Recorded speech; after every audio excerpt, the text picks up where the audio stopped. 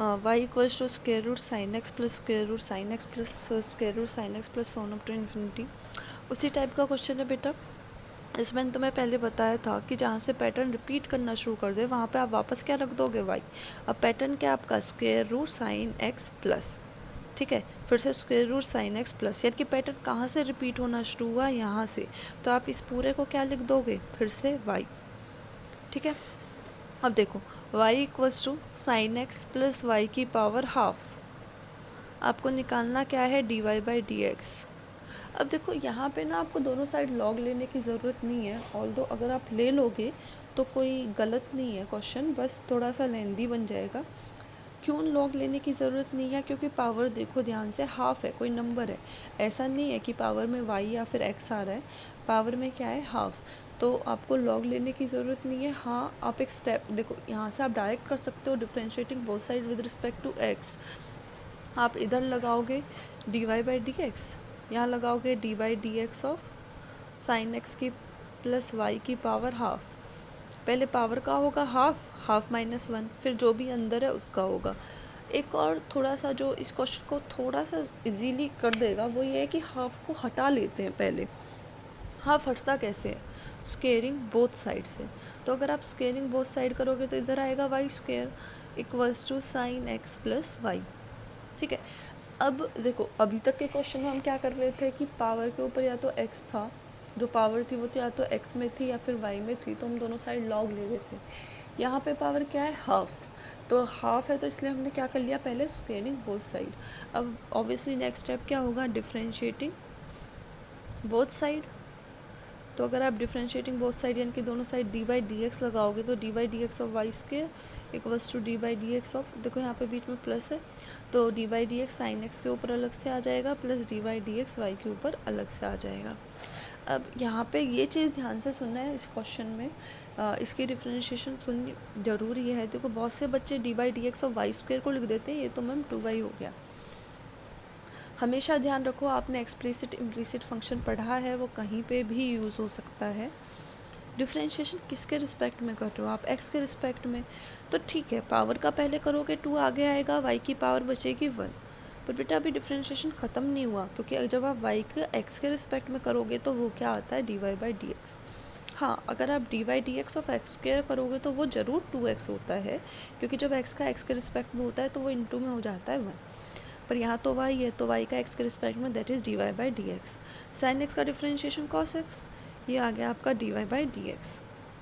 जो भी d y by d x की टर्म्स है उनको इकट्ठा कर लो, क्योंकि आपको तो d y by d x से मतलब है ना। तो d y by d x minus d y by d x equals to cos x. D y by d x common आएगा, अंदर क्या बचेगा, two y minus one into d y by d x equals to cos x.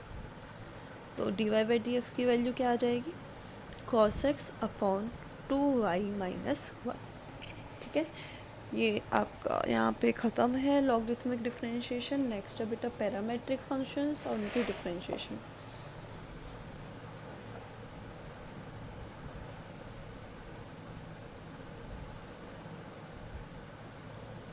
Parametric functions का बहुत simple सा concept है। इसमें क्या होता है, आपको एक्स और वाई ना अलग अलग गिवन होते हैं, ठीक है।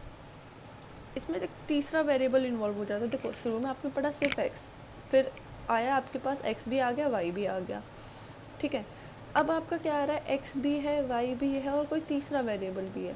पैरामेट्रिक फंक्शन क्या होता है कि मान लो मैं कोई तीसरा वेरिएबल ले लेती हूँ टी, तो एक्स भी टी की टर्म्स में लिखा हुआ है और वाई भी टी की टर्म्स में लिखा हुआ है। जिसमें एक्स को लिख दूँ साइन टी, वाई को लिख दूँ कॉस टी, ठीक है। अब वो आपसे पूछेगा क्या, देखो अब आपसे वो पूछ ले D x by d T निकाल दो, D x by d T निकाल दो, तो कोई दिक्कत नहीं है, D by d t of sine T, T और टी तो मैच हो गए, साइन टी का तो कॉस टी होता है, ख़त्म। पर वो आपसे पूछेगा क्या, वो आपसे पूछेगा find d y by d x, ठीक है। तो कोई बहुत हार्ड नहीं है। देखो आप डायरेक्ट तो d y by d x नहीं निकाल सकते, आप निकाल तो डी बाई डी टी सकते हो, क्योंकि ये दोनों किसकी टर्म में दिए हुए टी, तो निकालना आपको d x by d t ही होता है। तो d by d t of sine t that is d x by d t equals to sine t का क्या हो जाएगा, कॉस टी, ये हो गया। ऐसे ही यहाँ को नीचे वाले को भी टी के रिस्पेक्ट में कर दो, d by d t of y equals to d by d t of cos t, that is d y by d t equals to cos t का क्या हो जाएगा आपका माइनस साइन टी। पर आपसे पूछा क्या उसने, d y by d x. ये आपकी बन जाती है फर्स्ट इक्वेशन, ये बन जाती है सेकेंड। अब अकॉर्डिंगली डिवाइड कर लो, देखो वो d y by d x भी पूछ सकता है और d x by d y भी। अगर आपको d y by d x चाहिए यानी कि डी वाई ऊपर डी एक्स नीचे, तो इससे इसको डिवाइड कर दो, d y by d t upon d x by d t equals to minus sine t upon cos t. D t से डी टी कैंसिल, तो ये आ जाएगा आपका d y by d x equals to sine t upon cos t that is minus tan t. अच्छा बेटा ऐसे कभी भी ना डी टी से डी टी को कैंसिल होता हुआ नहीं दिखाते, क्योंकि ये तो मैं आपसे कह रही हूँ कि कैंसिल। बाकी ये जो फर्स्ट डेरिवेटिव होता है ना, इसमें कैंसिल नहीं होता, ये एक प्रूफ होता है कि अगर ऐसी कोई चीज़ है तो वो किसके इक्वल होती है, d y by d x का। ये कोई कैंसिल नहीं होते, ये प्रूफ है कि ये चीज़ इसके बराबर होती है। बाकी मैं आपको एज एन, क्योंकि आपको पता नहीं है इसलिए मैं बता रही हूँ कि डी टी से डी टी कैंसिल, ठीक है। अगर उसने आपसे d x by d y पूछ लिया तो आपने d y by d x तो निकाल लिया, इसका उल्टा क्या हो जाएगा, d x by d y. यानी कि अब ये अपॉन में वन है ना, तो वन ऊपर और माइनस टेन टी नीचे, और माइनस टेन टी का इन्वर्स क्या होता है, कॉट टी। या फिर इस पहले आपने सेकंड से फर्स्ट को डिवाइड किया था ना, फर्स्ट से सेकंड को डिवाइड कर लो, यानी कि d x by d t upon d y by d t equals to cos t upon minus sine t. फिर से डी टी से d t cancel, d x upon d y equals to ये आ जाएगा आपका minus cot